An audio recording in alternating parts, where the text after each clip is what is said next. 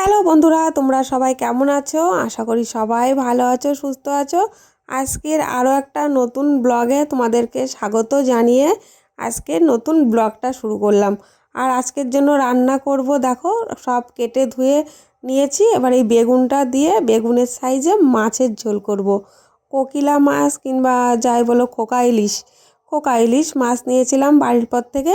আর ইলিশ মাছের মতন কিন্তু ইলিশ মাছ না, এটাও ছোটোখাটো একটা ইলিশ মাছ, যাই হোক হবে। চলো, ইলিশ মাছের মতনই খেতে স্বাদ। ওর জন্য বেগুন দিয়ে ঝাল করলাম।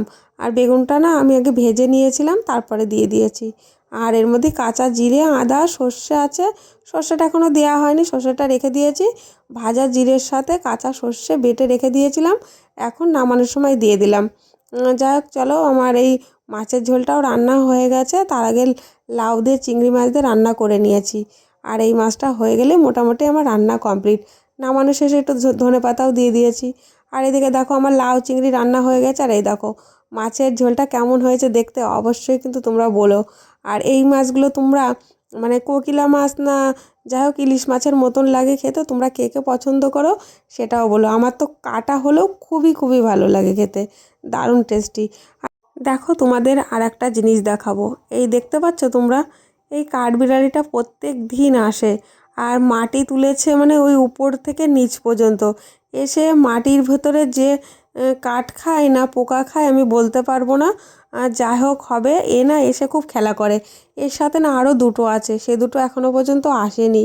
আর দেখো কাঠবিড়ালিটা কি সুন্দর, মানে কি বলবো, দারুণ। যেই একটু শব্দ করব আমরা কিন্তু কাছেই বসে আছি, হ্যাঁ, তবুও কিন্তু কাঠবিড়ালিটা আসে। এর সাথে আরও দুটো আসে তো আরও ভালো লাগে।